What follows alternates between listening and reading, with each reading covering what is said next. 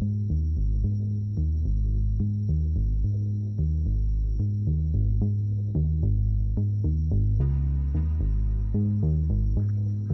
everyone. Welcome to Series 7, the future frontiers of women in space. What does it take to become an interplanetary citizen? We have some really cool panelists today. This initiative has been built up an initiative of UNOOSA that facilitates access to the benefits of space exploration, science and technology, STEM education and STEM careers for women and girls around the world. Within this objective, we have invited today UNOOSA mentor Natalia, Lemarquis, and an Analog Astronaut Team, EuroMoonMars, and the WoMars Crew 241. Today we will be learning more about what are the future frontiers of women in space, choose to embark on an analog mission, and how we can access and apply these programs. Also, within these presentations, we will be learning more about the psychological and physical trainings for an analog astronaut, understanding more about how humans can adapt on an extraterrestrial settlement. So our objective is to promote advocacy and awareness raising to empower young women and girls to be both the beneficiary of and active and integral contributions to space solutions for the future. As the role that analog astronauts have by conducting spaceflight simulations in Mars moon-like regions on Earth, testing and evaluating equipment procedures, human factors and workflows relevant to the future human robotic space exploration missions. It's within objective that we are reuniting here today with our wonderful space women pioneers who are actively contributing to the path towards the future space mission around the world. Thank you everyone for being here today. I hand the mic to our moderator, Bianca Cefalo today. Thank you, Ian. Thank you everybody again for being here. Today we have a very, very special crew indeed, as Ian said. So it will be a longer session because there is a lot to discuss and there is a lot also to ask to these wonderful women and men on the panel. So the first one I want to start with is Natalia. So Natalia is an aerospace leader. She is the founder of Space Chat and a beloved Space for Women mentor. Welcome, Natalia. Hi, great to be here, Bianca. Thank you very much for organizing this webinar. Thanks for your time. So we want to start with you as we are talking about intergalactic missions and being intergalactic citizens. So I would love to leave the stage to you to share, first of all, what is your background and how you got in touch with future frontiers and intergalactic citizens as a woman. Sure, of course, I'm happy to share the story. So I'm by background a aerospace engineer and I've done a lot of leadership positions. And going forward to the space frontier is a very close topic for me because to be honest, every woman going into STEM already goes beyond the frontiers, right? And we all are here to explore the world and the science is absolutely amazing. So it has to be really appreciated. I am the UNOOSA Space for Women network mentor, and I strongly support every woman that want to go into STEM and explore, well, STEAM as it's called right now. And I think it is very important to discuss the topic that we are having today about being a interplanetary citizen, because that means that we want to go beyond. We want to explore everything in the solar system or and beyond in the universe. But also it is very important to remember about our background and where we come from, and the very, very solid basis that we are setting up as a humanity when we go beyond. Thank you, Natalia. Thank you for sharing your story. So the first question that we actually have that you have answered. So why you are a woman in the frontier into the interstellar citizens, into the new species as interstellar. So what will be your piece of advice, let's say, first of all, now that we are with all the younger women and men here, that will be the future of the intergalactic spaces. So what is, first of all, the piece of advice that you will give to them, going especially through a mission which is going to be very enduring from a psychological and physical level? Of course, as you say, this is going to be a really amazing journey. And my piece of advice is to firstly do what you love and love what you do. And that will keep you going for during your whole career and during the time of exploring. It will take a lot of effort. It will take a lot of resilience, probably also successes and failures. But yeah, for sure, you need to love it and you need to be passionate about it. Now, obviously, another advice is to constantly learn and implement the continuous growth. Be interested in what you're doing, do it with the passion, but also the passion that helps the humanity and improves what we already learned on Earth to share the best of humanity in the interplanetary science. And it's an amazing piece of advice, and which also links to one of the questions that we will give also to all the other panelists. So how long do you think that humanity or humans will need to actually be able to settle as a species onto another planet? This is a very interesting question indeed. And how long would that take? It depends on the rate, how do we progress, I think. It will be a very, very long journey for us, as we know. We first need to start with exploring the universe from our local environment. We need to choose the right place where we want to send our scientists and maybe the world ship with the crew that will be settling the new environments. So that probably is going to take a few generations, but what we can do right now is we can start exploring, which we can start measuring the data. We can promote as well this interplanetary science and exploration. So it might sound like a few generations, but it could be sooner than we thought. Thank you, Natalia. So if our audience has already some questions, please drop them down. If you have some live questions to Natalia, please put on your camera and you can feel free of asking the questions. In the meantime, I will then start to introduce our first crew. So the first crew that will be speaking now is the EuroMoonMars. So hi guys.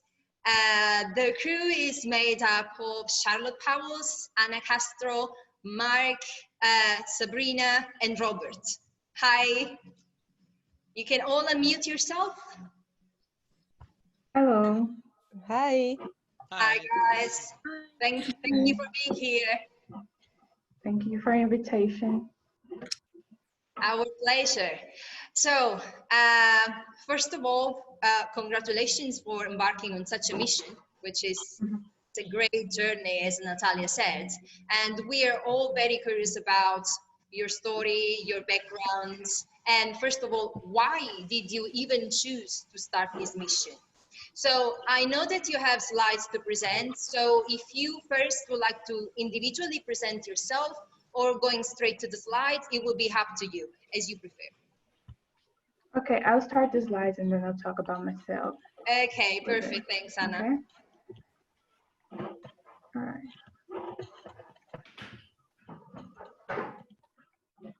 All right, so first of all, thank you very much for the invitation. I've been following you as some of the mentors for a while on LinkedIn. You're truly an inspiration.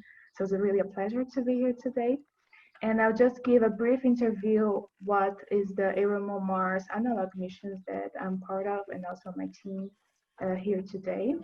And I was part of the second campaign of the analog mission for EMMIHS, and it was really a mark in my career, and I'll be very happy to share with you today. So a little bit about me. That's my full name, very big. I'm originally from Brazil. I have a bachelor's degree in aerospace engineering, and now I'm finishing my master's degree in space law and policy.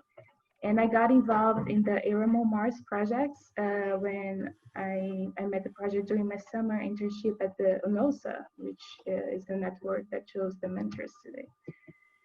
So what is an analog or analog space mission? They're basically field tests in locations that have physical similarities to extreme space environments.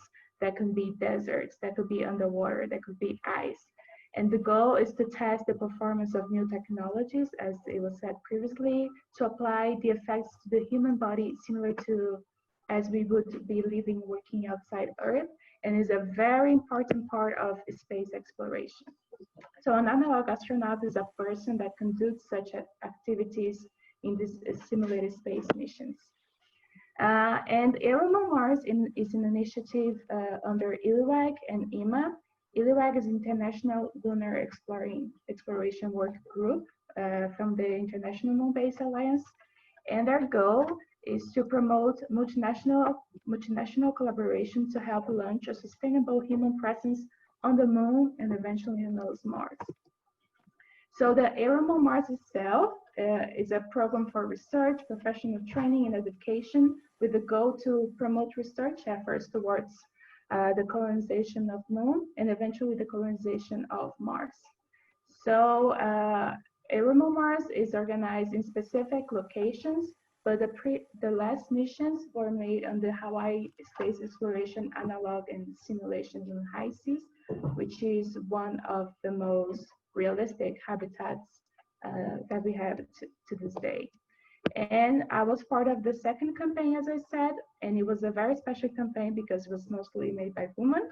We had, of course, our amazing Commander Michaela Musulova. She's truly an inspiration for everyone, young children.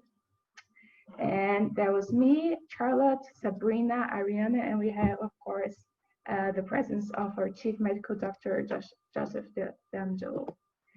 And during the mission, we test equipment, we did research, we lived like astronauts, and it was really an exciting moment.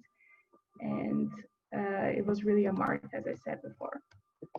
So how does EuroMoonMars stand for Space for Women? In EuroMoonMars, we truly believe in an inclusive and diverse space sector. We believe in the international interdisciplinary teams, gender equality, not only STEAM, but also art. The panelists, our team are also involved in many arts projects. And we are very strong in the promotion and supporting Space for Women, Space for Youth, because most of our members are actually women, and we are not experts in the field, but we're still at university. We're a very young and diverse team. And it is a very special project because I'm from Brazil, I'm from South America. And if it wasn't for this project, maybe I could never take part in an analog mission. So I'm very grateful for them. And one example of the arts that we're doing, for example, EuroMoonMars now is holding the Moon Gallery, which is our pieces of art that they will bring to the moon eventually. And we hold exhibitions, conferences, really interesting. So what does it take to be an analog astronaut with EMMIHS? First, you have to have an interest for space, be enrolled at university or any other project related to space exploration. No matter the project, it could be psychology, it could be nutrition. We already partnered with a nutritionist in our mission. And of course, you need to have a healthy lifestyle because being an analog astronaut is also not easy. And if you want to join EuroMoonMars in specific, you could follow us on Facebook, get involved in projects. And once we're doing missions, which is every year we do missions, then you can apply and maybe you can be selected. So the way to get connected is to our social media, and that's it. Thank you. Thank you very much, Hannah, for sharing your background, your story, and also already for answering some of the questions that are coming through and that we have, which means, so how do we access these programs? How do we start? So I'm sure that once we managed also to release these slides to our audience, they will find it probably more accessible to everyone, how they could possibly become analog astronauts. So the next one actually that has a presentation is Sabrina Kerber. Hi, Sabrina. Hi, I'm going to share my screen. Yep.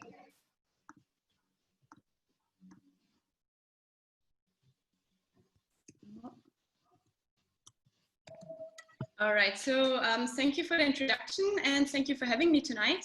I'm Sabrina Kerber. I'm a space architect from Austria, and I was the crew engineer, or one of the crew engineers on the EMMIHS-II mission. And today I'm just going to tell you a bit about the space architectural investigations that I did on the mission, maybe just to show you guys what can be done on such a mission, and also to give you a bit of an insight in the field of space architecture. Because I know that a lot of people don't really know what it is. I get asked the question, what is space architecture, almost every day. And that's why I'm going to start with this. It is the theory and practice of designing and building inhabited environments in and for outer space. So this can include space stations, extraterrestrial habitats, spacecrafts, but also terrestrial launch centers, analog habitats on Earth. So what does that mean for us? So on the one hand, we have to take into account technical aspects. That means we have to design a structure that enables humans to live in an extreme environment, which is again what we test on the analog missions. And on the other hand, we have to mind habitability and human factors. We have to make that environment, that new space, actually worth living in for humans. And this is something that we focused on the EMMIHS-II mission. So the investigations I did during the mission were on the one hand side on elements of habitability together with our crew member Ariane Vanske, who's also a space architect, and we investigated privacy and semi-privacy. That means we created different aspects of privacy and different situations of privacy in the habitat, and then analyzed how the crew would react to them. And we also had another study that I'm going to explain in more detail, the color study. So what did we do for the color study? I'm sure you all know that color can be very influential in architecture, and especially on the people who are living in the architectures. So it can affect stress, mood, spatial perception. It can be used as a guidance system. And what we did is we created for the first half of the mission an environment devoid of all colors. So we covered every surface, we removed any colorful applications or tools. We even took the personal objects of the crew members, which they of course weren't that happy about. And we asked them to wear only black and white clothes. And then in the second week, we reintroduced the color for comparative measures. So what we did find was a stark increase of the mood and a drop in the stress levels, for example, in the second week when we had color back. And we also found that it's really important to leave the crew with some manner of personal choice and flexibility of how much and what kind of color they would like in their daily lives. And that's the kind of solutions and the kind of things that we can find out on such missions. And then my other project was a collaboration with the 3D printing company MakerBot. And it was about seeing how 3D printing, additive manufacturing can be beneficial for living in a space environment.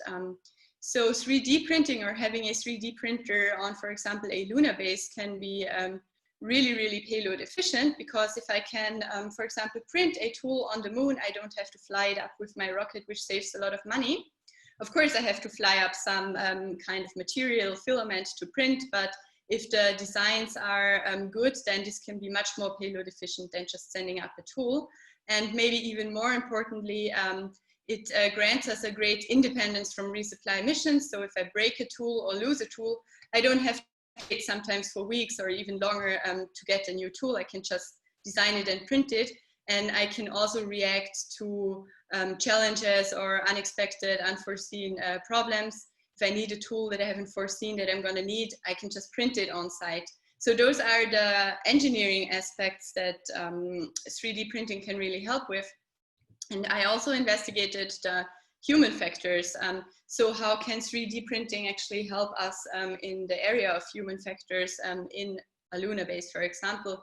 And applications and tools from human factors are never on top of the list of things that can be sent up. So if we have a 3D printer, we can enable the crew to have items that they could otherwise not have. And those could be leisure time items.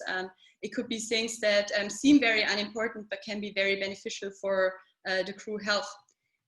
So, for example, we printed a small pair of tweezers because we lost ours and we really needed them to build a small rover. So we just designed one and printed it, and it turned out to be very, very productive to have this 3D printer on the mission. And if you're interested in 3D printing and space architecture, next week I am talking on the MakerBot Virtual Summit in the session Women Who Are Shaping 3D Printing. So I think it's going to be very interesting. You can register over the MakerBot site, or you can also just register on my company's LinkedIn. So I'm owning the company Explainator Space Solutions, and we are developing smart solutions to improve extraterrestrial habitability on long duration missions. And one of our focuses is analog missions and additive manufacturing. So get connected. We always like to collaborate, and the same is of course true for EuroMoonMars. We are always posting great opportunities for people to get involved with the EMMIHS missions. I think I already saw a question in the chat was how can we get involved? If you follow our pages, we always post the latest updates and calls for analog astronauts. And I think this is definitely the easiest way to get connected with us. Well, that's it from my side. Thank you again for having me tonight. Thank you very much, Sabrina, for your time and also for putting together this very interesting presentation. Because for me, for instance, I didn't even know what was the impact of color that our surroundings could have on our mood, because we take it for granted. We have lots of colors and lots of, even from our phones, we are bombarded by colors on social media. So that's really, really interesting.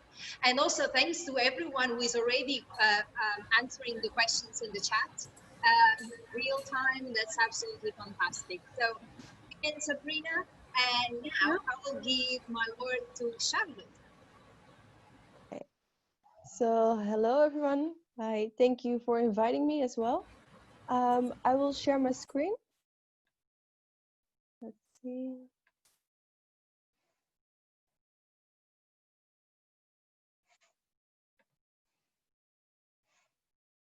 Yes, so I hope everybody can hear me.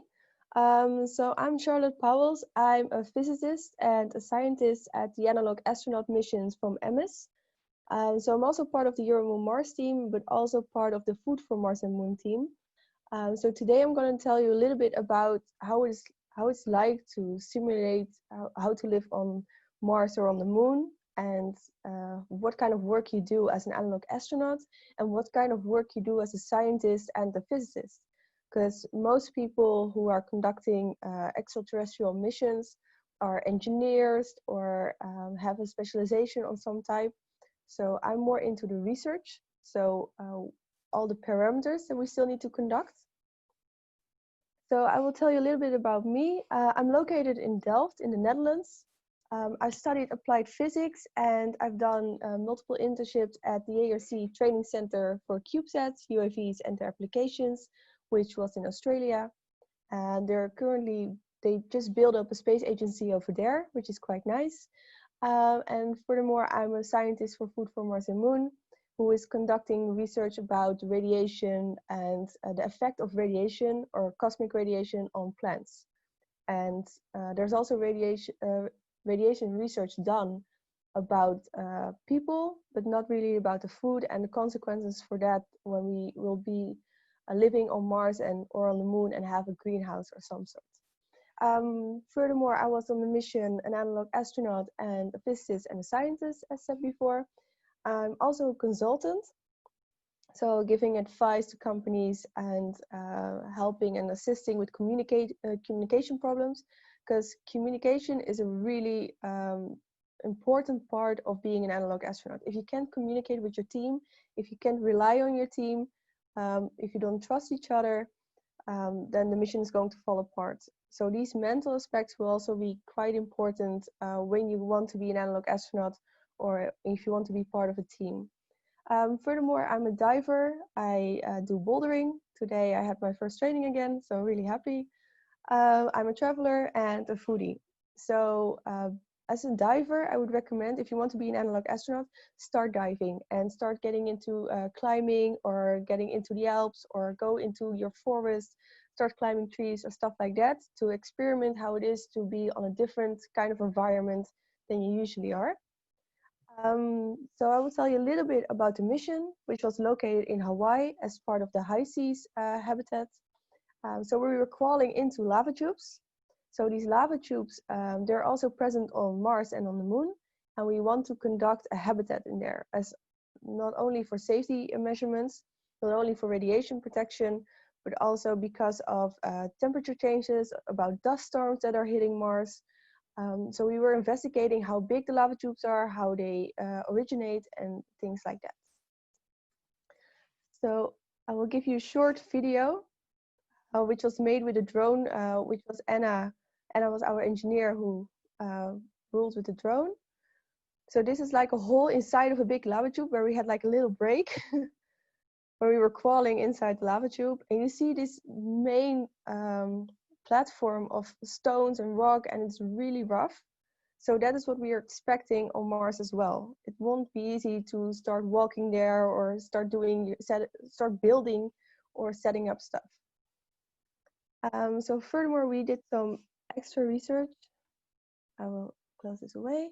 So we're looking into the UAV spectrum and the lights that we need to grow plants more efficient.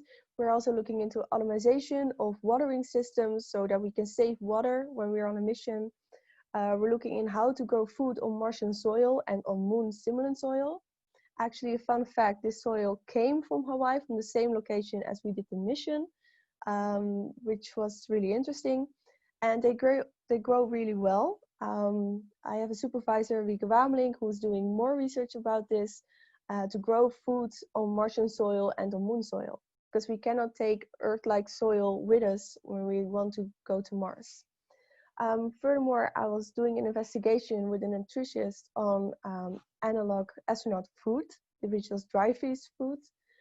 Astronaut food is not that recommended. It doesn't have high nutrition value.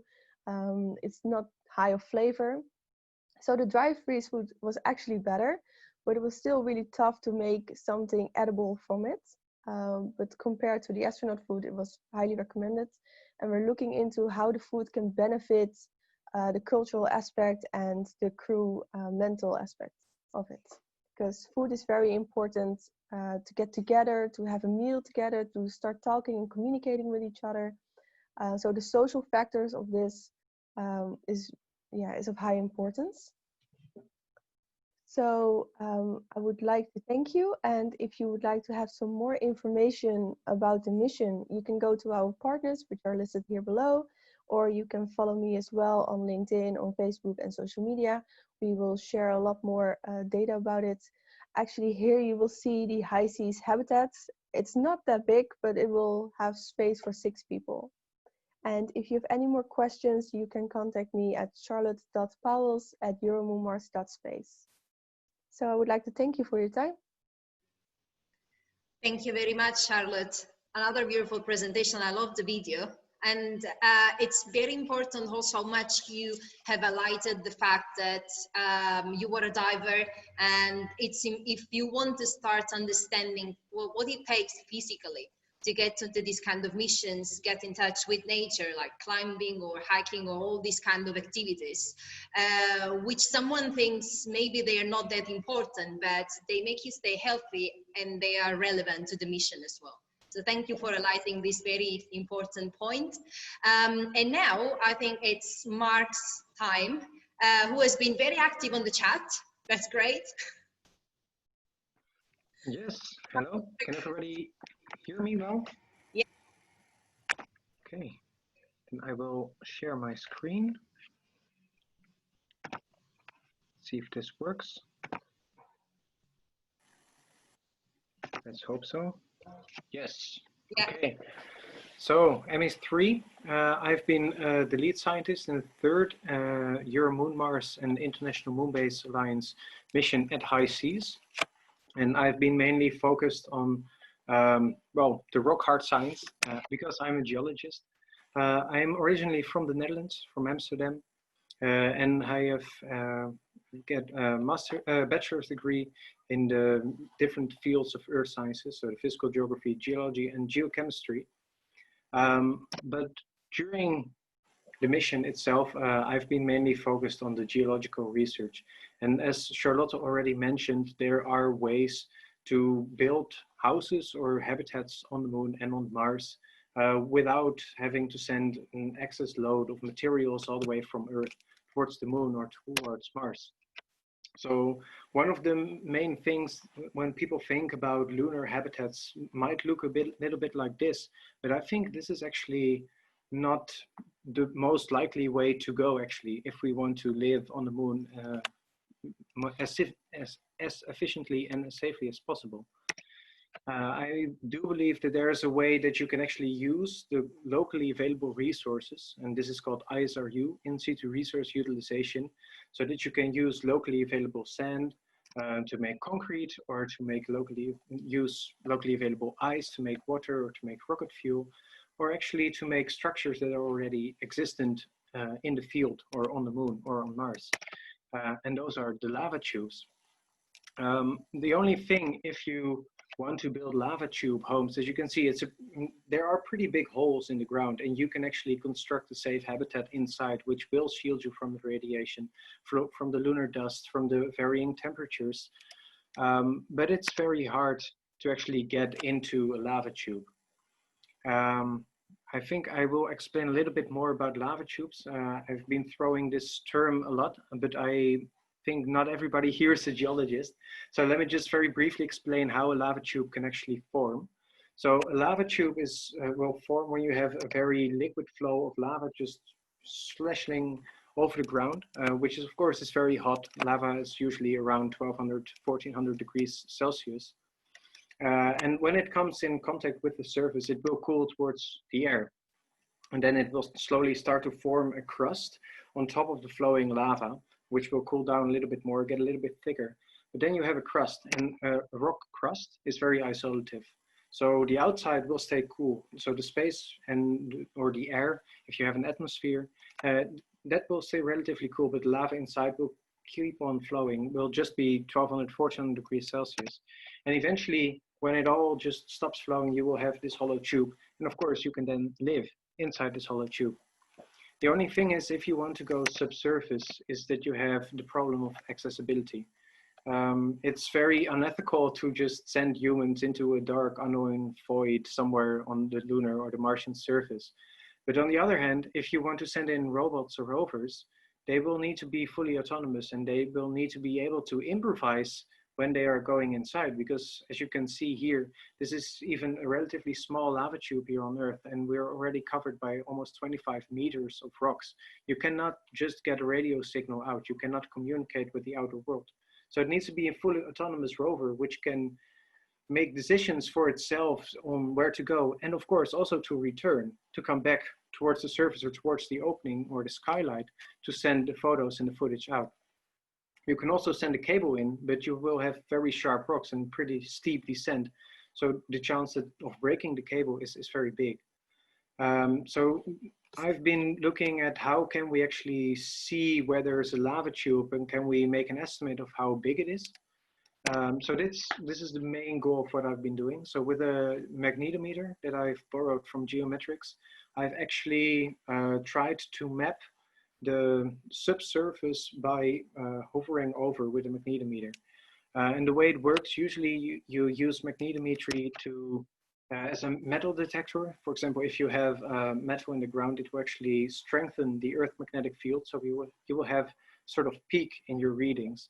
But you can also do the exact opposite, especially because the basaltic rocks that we have on the moon, on Mars, and on Hawaii, they will contain a lot of iron. So they will have a very standard, high standard of reading. And the only way to have a sort of anomaly in the negative way is to have an absence of iron and thus an absence of rocks or a presence of a lava tube. So the idea or the theory was that you would actually see a sort of negative anomaly when you would hover over with a magnetometer. And it actually works. So these are some of the results that I have conducted here in Hawaii during this mission. And eventually it actually fits just right over the lava tube. So you can actually make a good estimate of the size and the location of lava tubes when you're coming from the surface and make an estimate of the subsurface. And of course, then we also went in and did some manual mapping. So you can see 3 other astronauts or analog astronauts standing here, each 15 meters apart. And then we made a map of the cave systems and how they would look like. And but the fun thing is that it works. And I also hope to be able to further this research when we are going to the moon or when we are going to Mars. And I think it's an essential step because you cannot simply send humans or rovers in. You need to know what's inside from the surface as realistically and as accurately as possible. So I do believe that this is the way to go. And I think that's the main thing that I've been doing. But yes, I've been a lead scientist and I'm also very active within the EuroMoonMars community. So if you have any questions, feel free to contact me. I will be dropping my email as well in the chat. And yeah, just send me an email if you have any questions. Very happy to help. Thank you, Mark. Thank you very much. It was extremely interesting. I've learned a lot about lava tubes because actually I didn't know about them. So that was great. That was one of my questions. So what is about lava tubes? So you definitely had, and I explained it. I'm sure that many others were wondering what's a lava tube. So thank you so much. And thank you also for having answered a lot of other questions that were coming in the chat. So I will now, for the moment, I will not go straight onto the questions because we still have Robert now. Yes, of course.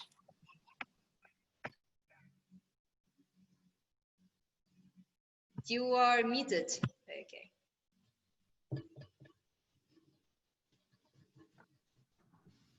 Can you hear me all now? Yeah, we can. Okay, awesome. Let's see. Do it.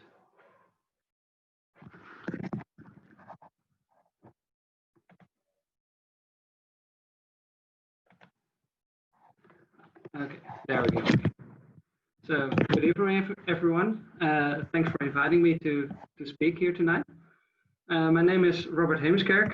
I'm 24 years old and I'm a student in mechanical engineering in my master's, also studying in Delft in the Netherlands.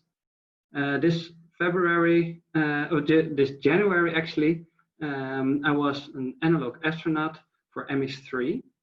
And during this 2-week mission, we did a lot of research like mapping newly discovered lava tubes, as my brother just explained. I did it even on crutches. You can see it in the picture here. But my main research was on cooperative rover operations. So I got 3 rovers to work with. The first one is the small rover called REM. That stands for rover EuroMoonMars. It's driven by 2 caterpillar tracks, similar to an excavator. The second rover is the Helilani rover. It's a planetary rover designed by Pisces, an Hawaiian aerospace agency. The 300-kilogram machine is driven with 4 wheels. The third rover I had is the Zebro with 6 legs instead of wheels or tracks. Before their launch, that is scheduled for autumn in 2022, where they're going actually to the moon, I could provide them now already with some performance feedback on their rover in this lunar environment that is present at the high seas location. To test these performance, I did some individual experiments with all 3 of the rovers. I performed driving tests up and down steep inclinations, drove the rovers over and sometimes into obstacles, and studied the behavior on different surface types. And yeah, sometimes they would roll over, as you could see on the right picture. What I noticed during these tests, that when controlling the rovers remotely, it became really clear that the first-person camera view does not always provide the overview required to plan your path on where you want to go. Like the view on the right here, you can see obstacles in front of you, but you cannot see the path that you want to do to walk or drive to the astronaut you can see in the back. But with another camera view, like on the left, you could see where the rover actually is going to. And that led me to the cooperative scenarios. In this example, you can see two rovers, one on the left and one on the right, and they are filming also each other. So they're looking where they're going themselves. But with this extra view, you can see way more of the path they are walking in or driving into. So if it's a dead end that they're going, then you can see it already ahead with another rover. The highlight of my research was this remote event, when I had 3 rovers, all remotely operated by young men and women from all over the world. The key to the success of this event was that the video stream of each rover was sent to all rover operators, creating multiple perspectives of the obstacles and also to see where the other rovers are exactly at. So that you don't run over each other. So this was my research in very short. And I would like to take this opportunity also to say a few thank yous, mostly to the crew. The EMMIHS-III crew was really awesome with all these people from all parts of the world, both genders, and yeah, it was just a really amazing crew to work with. And also, of course, a thanks to my sponsors and to Space for Women tonight to invite us to talk here. Thank you, Robert. It's an absolute pleasure having you all here, because all your stories are absolutely fantastic. And also it shows, first of all, you and your brother, both of you on this mission is something that is awesome, just saying. And then how diverse is the team, and also the skills and the knowledge and the character that you are all bringing in, which actually shows, as many are asking, so do we need to be engineers? Do we need to be doctors? Actually, all the different skills, many skills are needed for this kind of missions, because if we think about going to another planet, then actually we need building homes, we need to have food, we need communication, we need to have clothing, we need someone that is monitoring what's going on from an engineering point of view, geologists, everything is really necessary. So thank you all of you for the wonderful presentations and for having answered lots of questions. There are many coming. I saw some of them coming and not being answered. So before we go to the Q&A, I will then go now to another crew that actually didn't really start yet their own mission. So I'll go to the WoMars crew. Yeah, thank you, Robert. So the WoMars crew now, this one is instead a full female crew. So I want to welcome Lorraine, Julie, and Marta, and Paula, and what am I missing? I'm missing somebody from the crew, so please all mute yourself. Hi, thank you, Bianca, for the introduction. We're missing Christina, of course. We were missing Christina. Thank you all for being here and for sharing this time with us. It's a pleasure really to understand, to know about your mission. So now we've seen the EuroMoonMars, which is something that happened already. And so they could also share the, let's say, the outcome of their mission, but you didn't really start yet. So first of all, I love that each one of you is sharing with us the background and the story. And then also you have a presentation that you want to share with us. We can start with Lorraine. Hi, yes. Well, actually, so I'm Lorraine. I'm the crew engineer of the WoMars team. I founded actually this team with Marta a few months back. and Julie is our crew commander.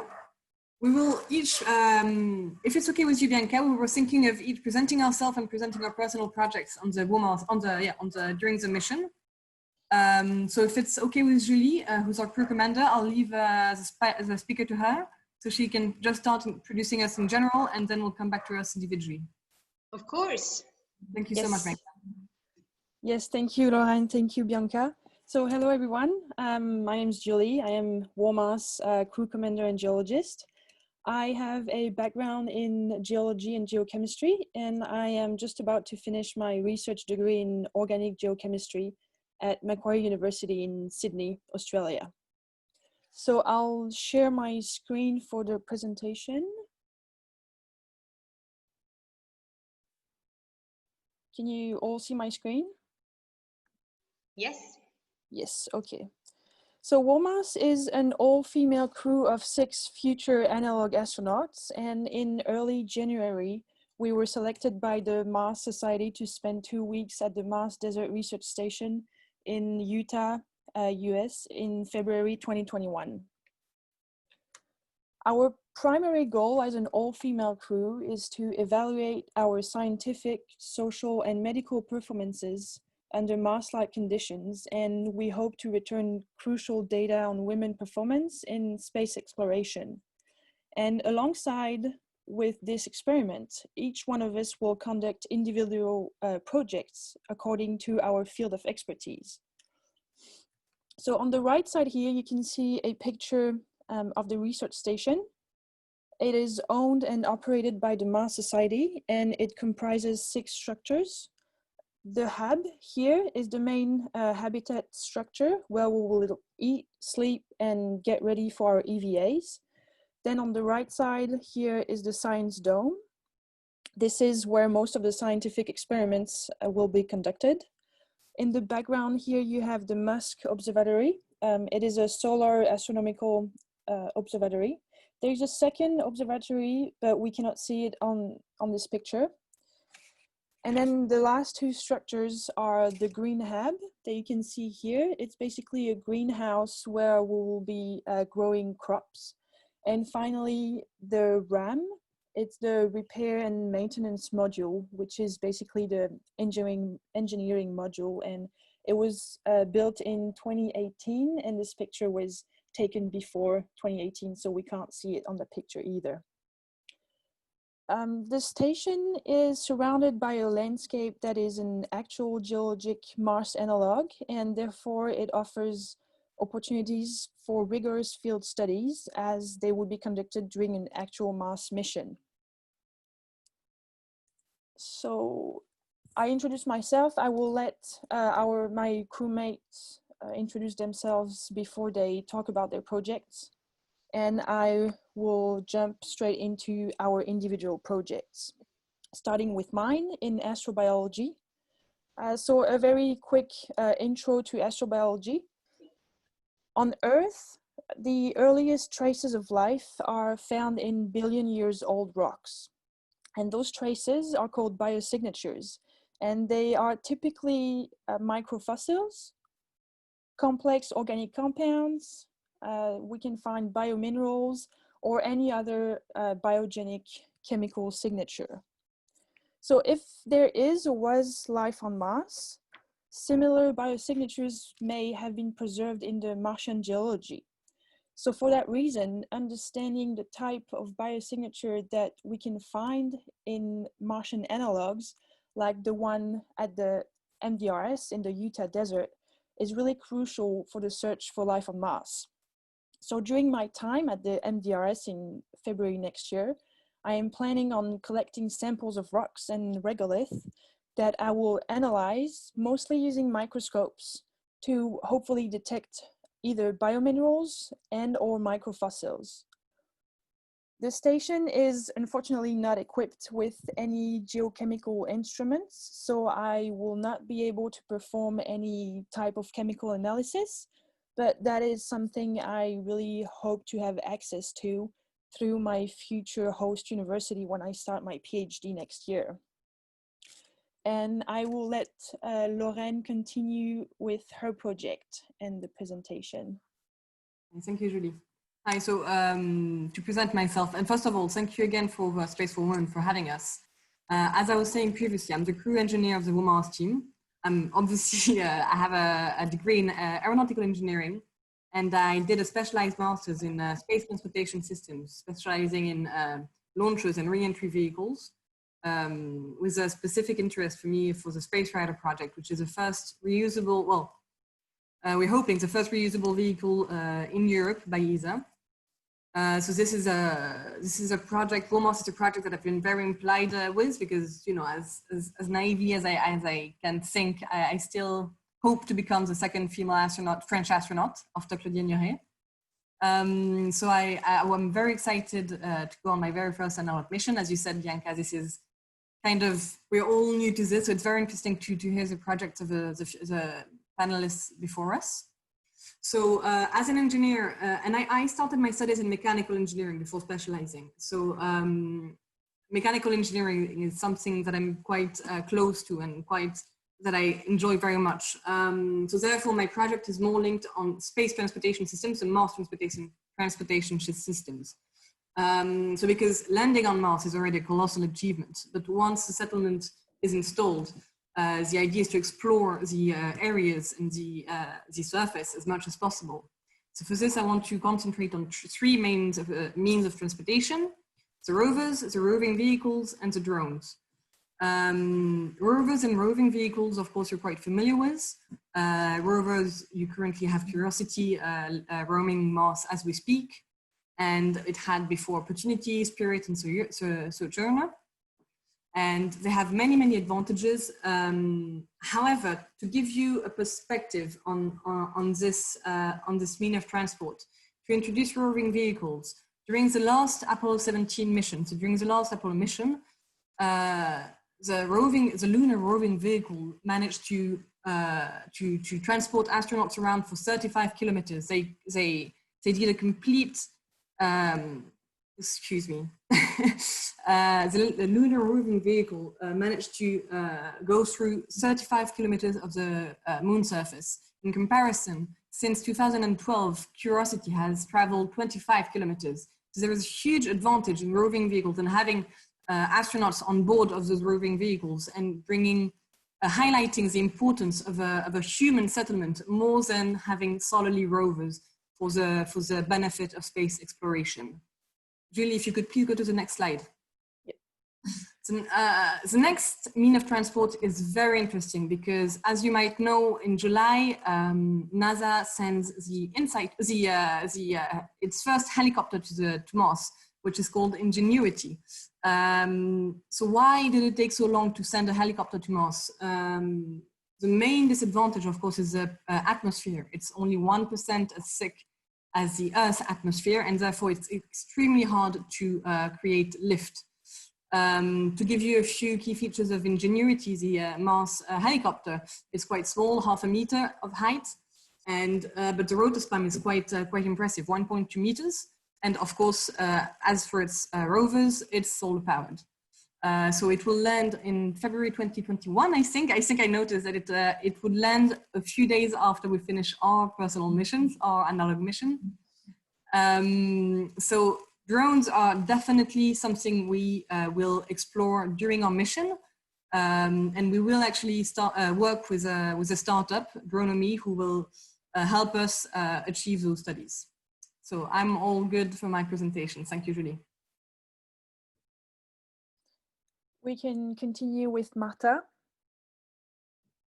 Yeah, hi, I am Marta Ferran. Just to present myself, I come from Spain and did a bachelor in nanotechnology, then a master in aerospace materials in the UK. And this is where I'm based now. I'm finishing my PhD in manufacturing. And that's why my project is going to be about manufacturing and materials. And I have divided the project into three main streams, I think. So the ones I'm more interested in. So the first one is the EVA suit. So basically the space suit that the Martian astronauts will need to do the extravehicular activities, right? And so some of the challenges are that we will need high mobility. It needs to be resistant to abrasion, to very extreme temperatures, to radiation. It needs to supply oxygen, and also we should take into account the surface gravity, which is not the same as it is on Earth. So of course, I cannot develop a whole EVA suit before we're going there. So I was thinking about developing some gloves that could use some kind of sensor to measure the biometrics on us. So for example, the heart rate or the blood pressure, all this kind of stuff to be sure we are okay during the mission, which we should be. And another thing I would like to have a look at is about self-healing materials. So in case our gloves break when we are, I don't know, grabbing something, they just heal themselves, and then we can continue working with them. So that's one of the things I have in mind to develop in there. The second one is food. We have already been talking about food in this conference, and I think it's very important to take into account the astronauts' nutrition. And by talking about this, the food storage and the farming, right? So again, we have lots of challenges, such as we will have low storage, have low gravity, low oxygen, and extreme temperatures. So it seems quite impossible to have some food in there growing. But yeah, I would like to develop some of these challenges, maybe by using STM cells. And finally, as Lauren mentioned, drones are very important for us because they could predict the weather forecast. Also, they can go into remote locations where we wouldn't be able to just by ourselves. And again, some of the challenges are the navigation. So as you may know, there is no GPS system on Mars. Other challenges are the power supply, the extreme weather conditions, these dust storms that could just damage our drones and lose all the connection with them. And then again, the thin atmosphere and the lightweight. So, well, in Utah, where we are going, we cannot test all of these because, of course, we won't have the atmosphere we will have on Mars or the extreme weather conditions. But at least something we're planning to with one of our sponsors, Astronomy, is to test this navigation issue. So actually, we would like to, Astronomy is developing a drone that works without a GPS system. So we are planning to take it with us and test it there. So yeah, this is the materials project. Thanks. Thank you, Marta. We can go on with Christina. Yeah, hello. So my name is Christina. I am also aerospace engineer. I'm the crew executive officer of WoMars. And I studied aerospace engineering in Spain. Then I studied aerospace material. That's where I met Marta. Now at the moment I work as a design engineer for an aerospace company. As an engineer, I love new technologies, and some of the projects I did during my studies and my thesis in the master was based in augmented reality for mainly maintenance and repair activities. So I decided to take this to the mission. And well, first of all, I will explain a bit what is augmented reality. As many of you would know already, augmented reality combines the real world with the virtual world, let's say. So it overlays computer-generated holograms and you can interact with them. So this technology has many benefits in terms of how you perform activities like repair, training in different conditions and also with different difficulties. So in particular for space missions, I think some of the key applications are training, remote assistance, where you can have a remote expert that is on Earth that is guiding you through something that maybe you don't know how to do, and also maintenance and repair in general. So if you can pass to the next one. Yes. Thanks, Yuli. So mainly what I will do for this first mission is to evaluate every activity that we do there. We'll classify them according to if they are very frequent or just if they are very difficult, and I will study what would be the potential of augmented reality in these activities, with the intention of, for future missions, develop an application or in a handheld device that we could take with us and test. That's all for me. Thank you. Thank you, Christina. And then we have Paula. So, hello, my name is Paula. I'm the crew biologist and the health and safety officer of WoMars team. I studied a bachelor's degree in nanoscience and nanotechnology in Barcelona and a master's of science in translational biomedical research. So my part in this WoMars team is more biologically and human speaking. And well, I'm going to explain a little bit about epigenetics that refers to the change in the DNA expression due to the environmental factors. So as you know, in space, the environment is an issue that not only affects our way of eating or just life itself as we know it, but actually change patterns in the DNA expression that might lead to severe health problems. As I think many of you would know, NASA conducted a study with two identical twins. And at the end of this study, Scott Kelly, after 1 year in space, presented several up and down regulation difference in the gene expression when compared with his brothers.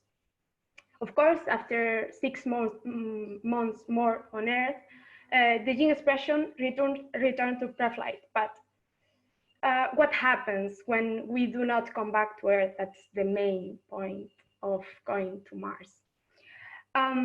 So my project aims to put on the table the study of changes that general pop would undergo under this situation, and from the epigenetics point of view.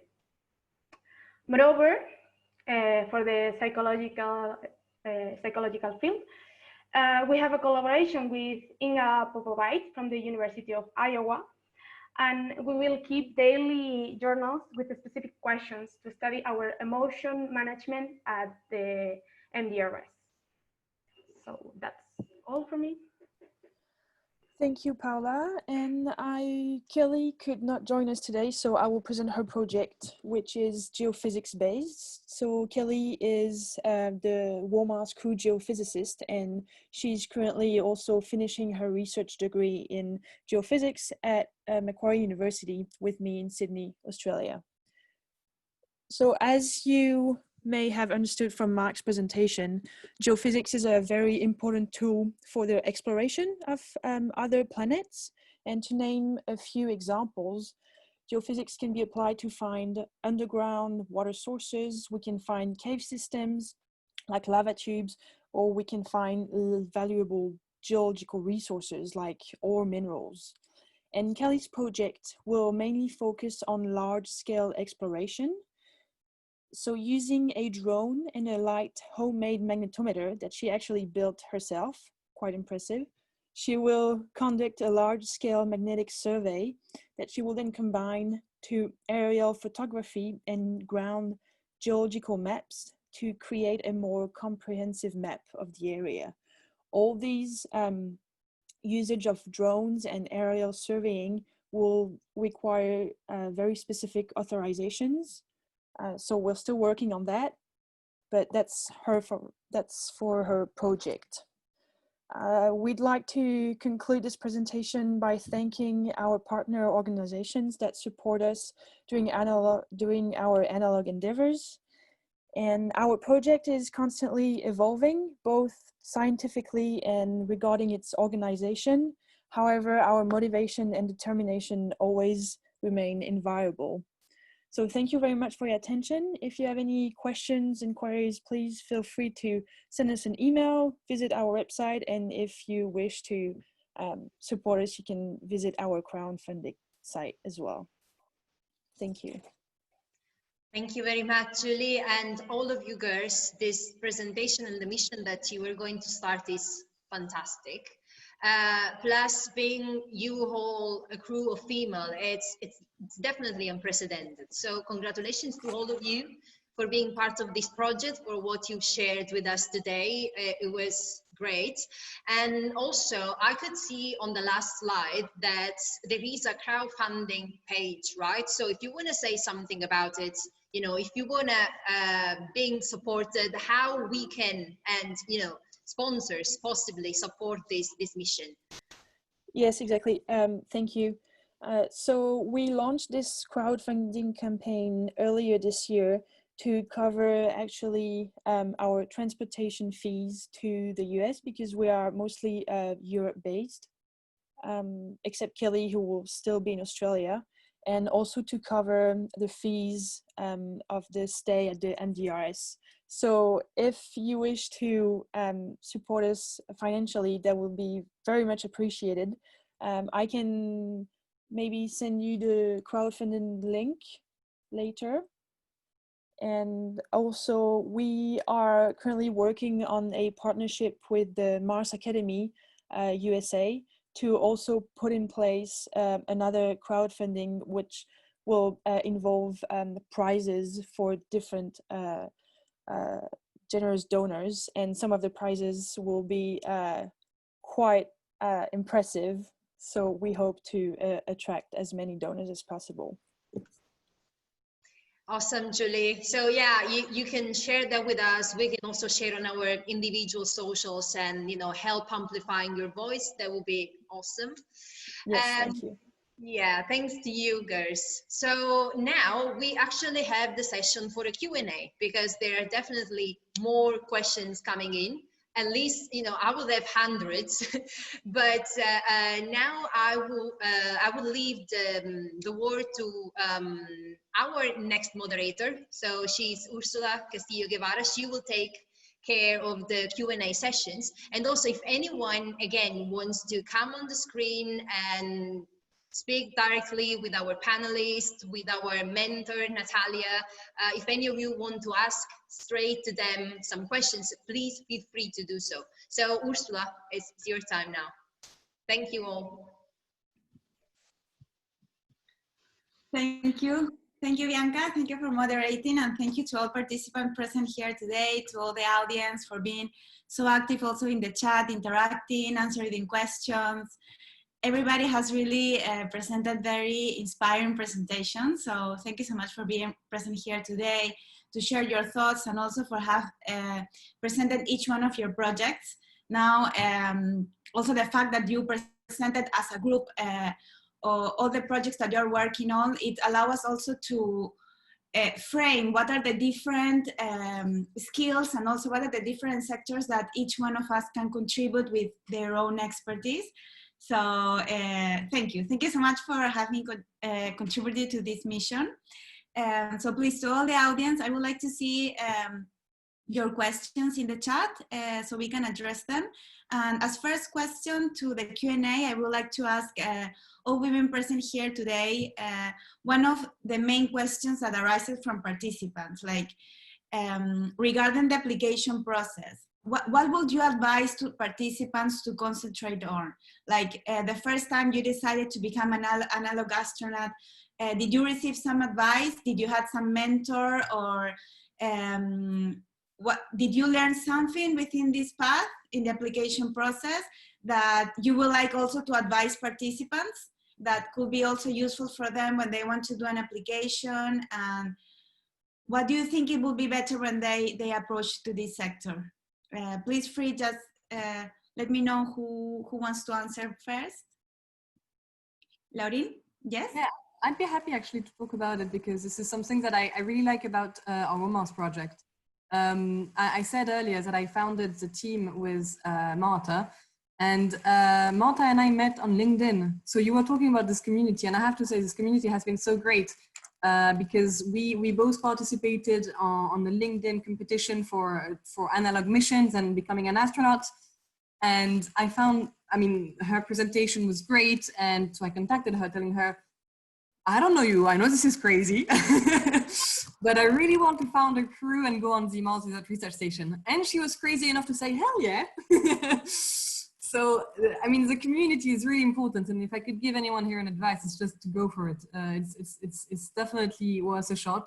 We were very happy when we were selected by the Mars Society, but starting even this adventure with those 5 brilliant girls, it's really been amazing.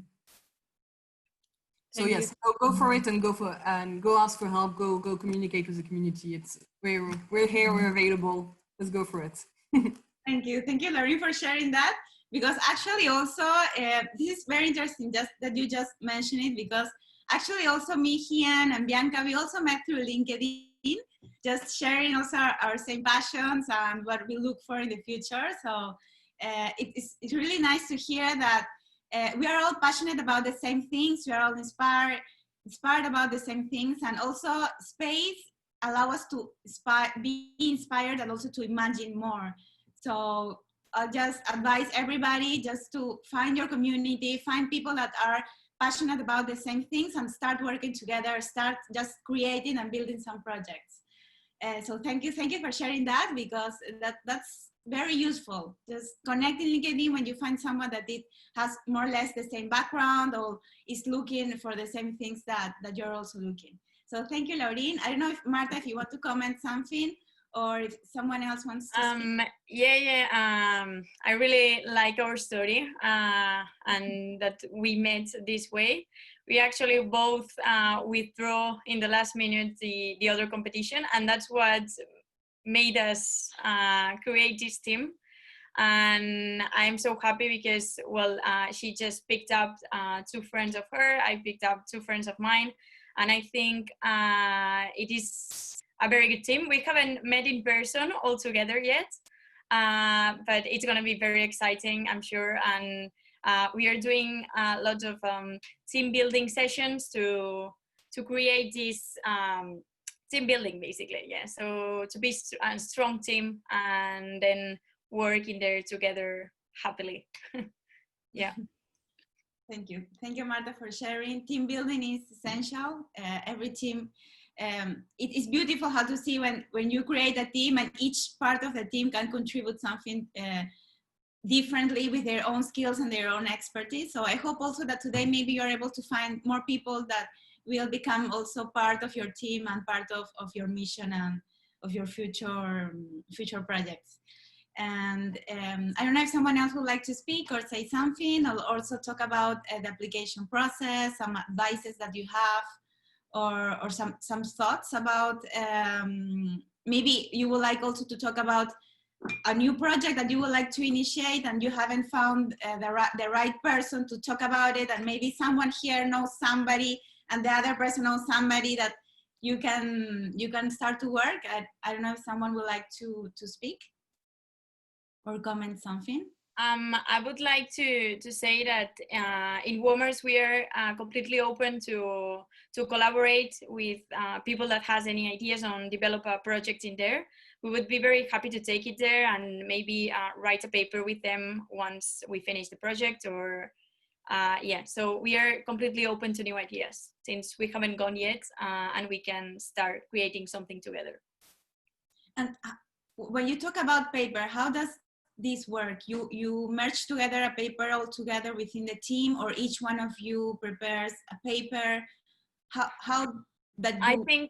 I think we are all of us going to collaborate with all of us. So and then in the end, the important person in the paper is the first or second person in the authors list. So I think from my perspective that all of the team will be in all the papers that will be published. Yeah. Okay, thank you. So if I could add, the same thing could be said about EMMIHS missions. We are always looking for people with great research ideas to send them along with us. For example, in the EMMIHS-II mission, we had a really cool dietary project that actually investigated the dietary needs for astronauts on the moon. And as none of us were experts in that field, we collaborated with a dietitian from France. So if you have any idea, it doesn't really have to be involved in our fields of expertise. You can send it along with us and connect with us on our social media or whatever, get in touch. Thank you, Sabrina. Thank you so much. So what you're mainly like focusing is to have like more research ideas that you can work all together. And you also look for companies that does the companies or does the initiative has to be space related, or you can then merge them together.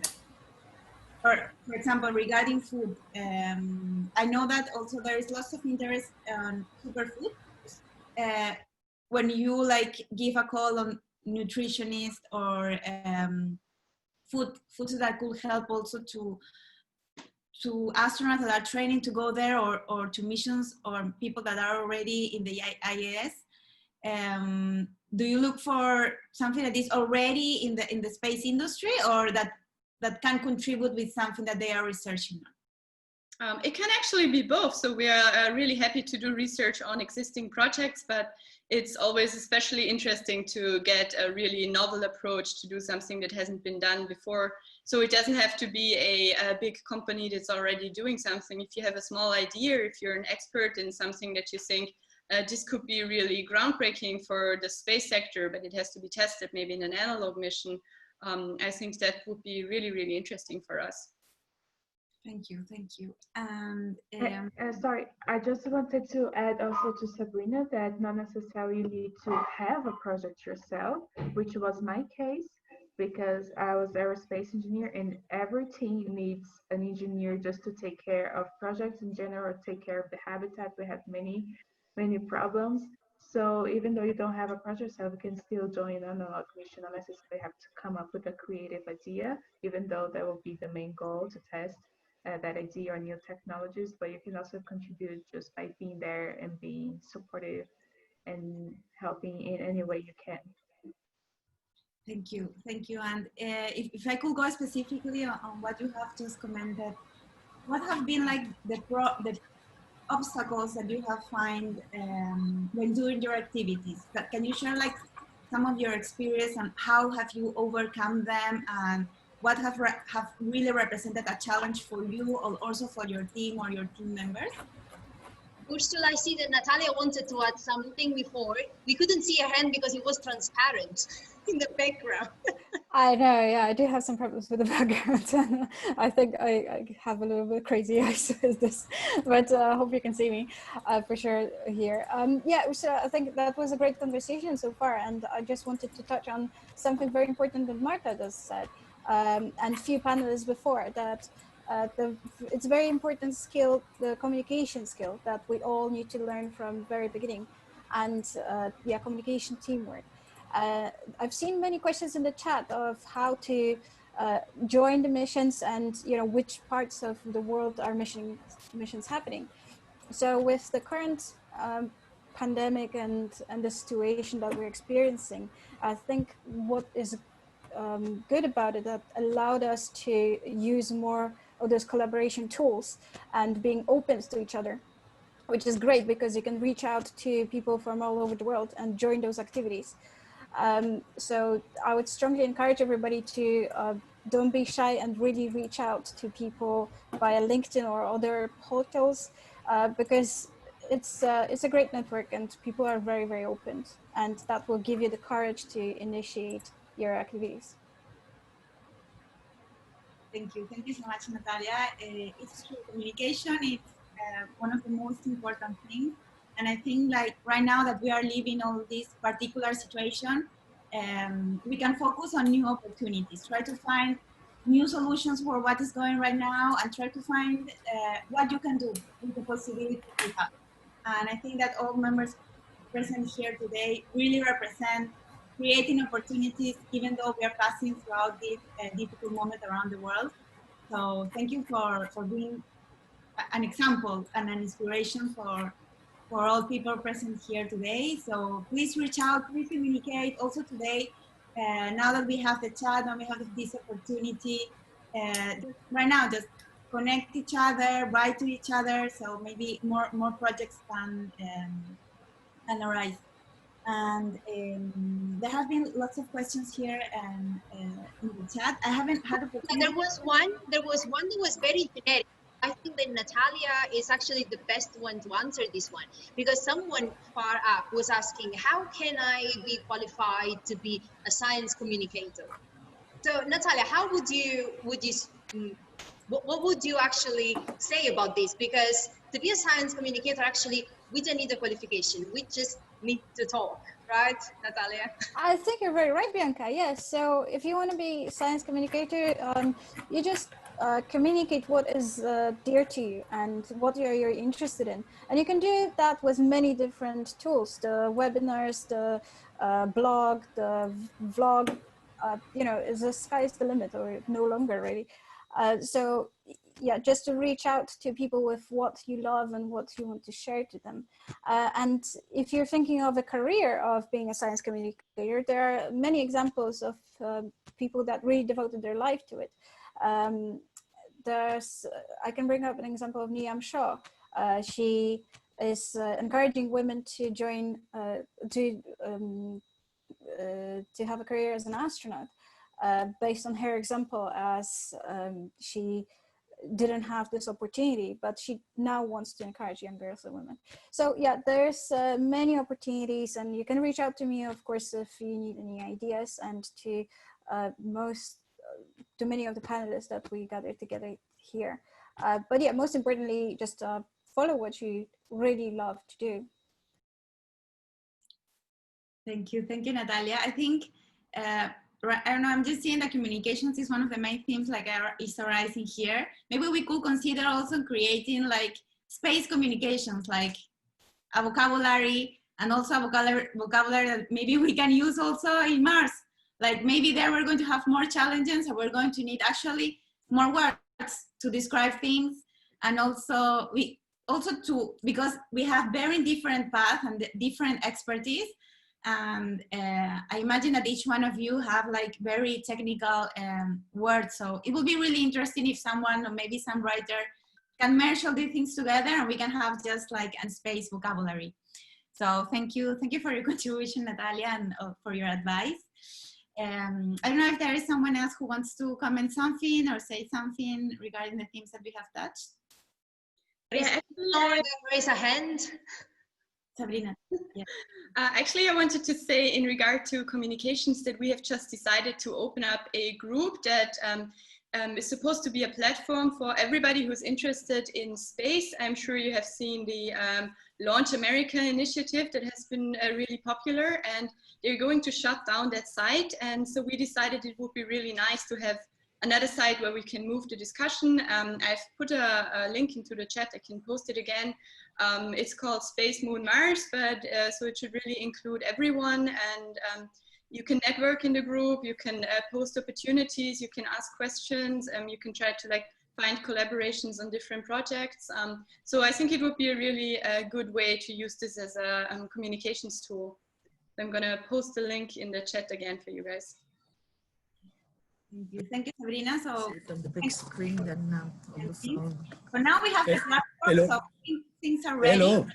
Yes, Bernard, hello. Hello, I want really to congratulate you. We are here with a group from Moon Gallery Garden. You know, we were the first to open a moon exhibition on Earth in Amsterdam just after lockdown. And we have a number of fans that have followed with us your Space for Women and Space for Youth chat. It was amazing, a lot of information, and we were very inspired by the characters and also the passion of all of you. I think you should do a regular series on this topic, and you have got a lot of questions. And yes, we hope to see more of that. And we hope also that you can visit us. You know, we are preparing a campaign in Hawaii, or we are next week, we'll have a campaign in Iceland. We'll have a number of activities where we could also benefit from all the experience of other crew. I also very much like the Women for Mars. So I think that we are ready to work together also to document what we do, and also to invite new members to join this big adventure. So bravo to all of you. Thank you, Bernard. And Thank you for commenting. Can you, like, I just heard that you created something due to the lockdown in Amsterdam. Can you just please tell us a little bit about it? More in detail? Yes, come with me. So this is called the Moon Gallery Garden. So that's the entrance. It's so we want to fly some gallery of art to the moon, and so we will put it on a lander. So you see a lander and a rover. And for the moment, we have made an open call for the community, for artists, to propose artwork, but also scientists. So we have more than 50 artifacts which have been proposed, and we plan to send them to the moon. But they ask us €1 million per kilogram. So that's a bit too much for us. So what we thought we would do, we are going to miniaturize all this artwork on a gallery of 10 by 10 centimeter. Each art piece is 1 cubic centimeter. And this way we are going to afford the trip to the moon. So we have done a number of exhibitions all over the world. We went to the top of Hawaii. So for instance, our EMMIHS-Astronaut deployed our exhibition, and we have shown it in Milano, in Amsterdam, in Prague. And so we also invite you, if you pass by Amsterdam, our exhibition is open until the 12th of July. So please come. It's on a beautiful park called Amstel Park. And I have with me actually the curator of the exhibition.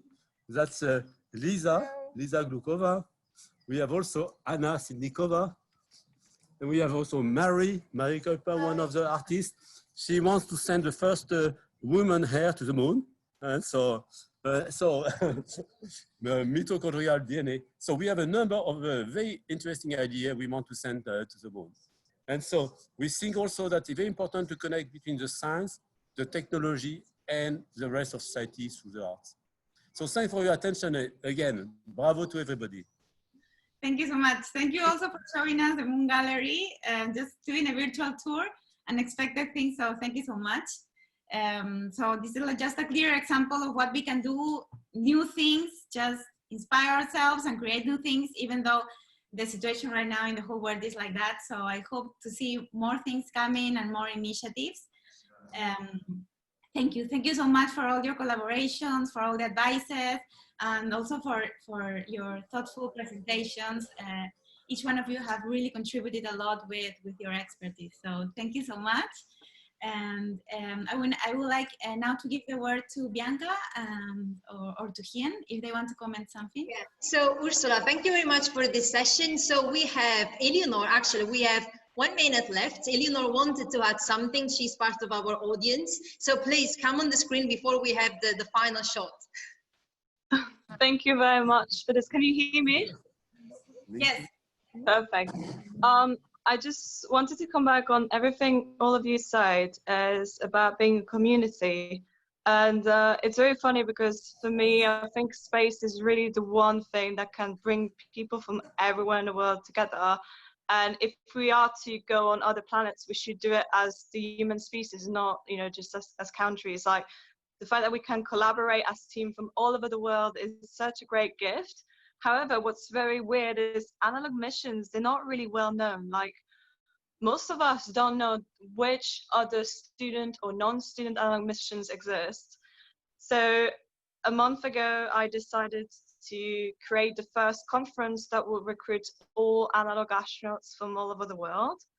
And if I was just sending emails personally, but I think it would be really nice if anybody here would be interested, if they would get in contact with me, either to support or to like be giving talks if they're part of an analog mission.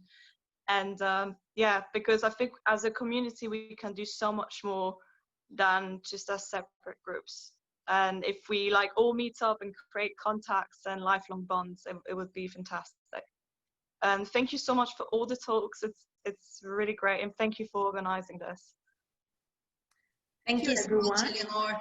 Thank you. We're right on the dot, 7:30, right? Wow. Bravo, everyone.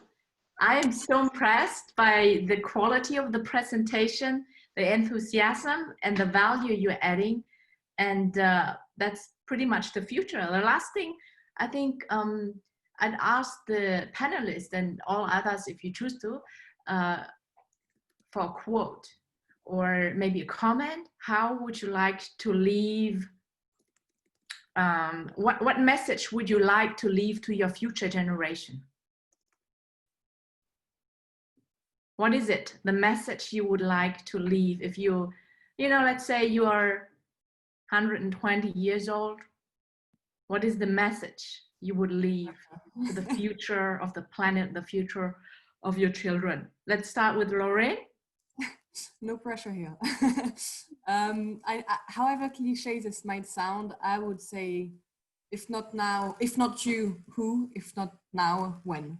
Agree. Bravo. Bernard.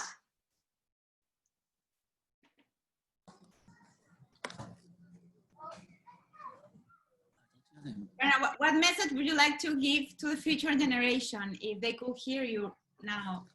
Message. Oh, yeah, we want to bring everybody to the moon. We want to have a moon village with 7.5 billion inhabitants, all citizens of Earth, maybe also animals. And we want, I think, have a message of knowledge, of also for engineers, but also a message for our society to work together of peace. And we think also as well that we have to engage all people around you. We want a message of diversity. Diversity is, you know, all colors, different opinions, but also a message of... Thank you, Bernard. Because we are going to have a civilization over the Earth and the moon. Julie. Oh, yeah. Okay. Yes, I think, yeah, I'm here. I think it would be in phase with what Lorraine said. If I would like to share something and to communicate something, is to believe in yourself and believe in the power of community. Beautiful. Paula. I think taking into account our WoMars team, all women, I think we have to empower women. So my message will be to them, like, do whatever you want, don't fear, and go for it. Just do it. Absolutely. Christina? Yeah, I was gonna say something very similar. I think we all come with the same background where it's tough being a woman in engineering, in science in general, and I think it would be fight for it and don't be scared. We're all able to do whatever we want to. Thank you, Robert.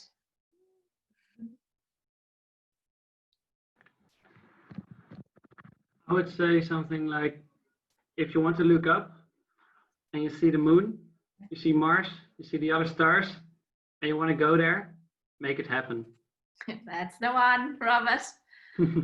Natalia. Sure. So we will go beyond the Earth, but we must remember where we come from and how beautiful it is, and we need to preserve that. So similar to Bernard. Mark? Another Mark? Yes, well, I think it would be to just stay open, be inclusive, and listen to each other. It's the only way to get further as one humankind. Exactly. Marta? I think we are living now the space boom again, and I think it's the time to get prepared, get trained, and do what we like, because we have the opportunity. Thank you. Charlotte? Yes, so I would like to say, go beyond yourself, go beyond your safe zone, think beyond Earth. Earth is a beautiful place, but we can discover and explore so much more. So just develop yourself and also develop your environment. So the people that you're in contact with, be nice to them, be kind, be sweet to each other, and start living the space life. Shivers. Beautiful. Anna? Just to say, like, in an engineering and space law perspective, that space is for all, that for we need to remind ourselves that we need sustainable and environmental friendly technologies, not only high-tech technologies, and also that anyone can go to space, because science is more of a way of thinking, not only a body of knowledge. So anyone can be a scientist and go to space. Thank you so much. I think everyone had that quote right. So last thing is the gallery picture. Everyone? I haven't had my quote yet, sorry. Oh, sorry, I missed you. Sabrina. So yeah. I wanted to say that you can do great things and you can go great distances, but you can't go there alone and you can't do it alone. So that's my quote. Exponential collaboration. There's, I think, a saying, alone you go further, but together you will go, alone you go faster, but together you go further. Definitely.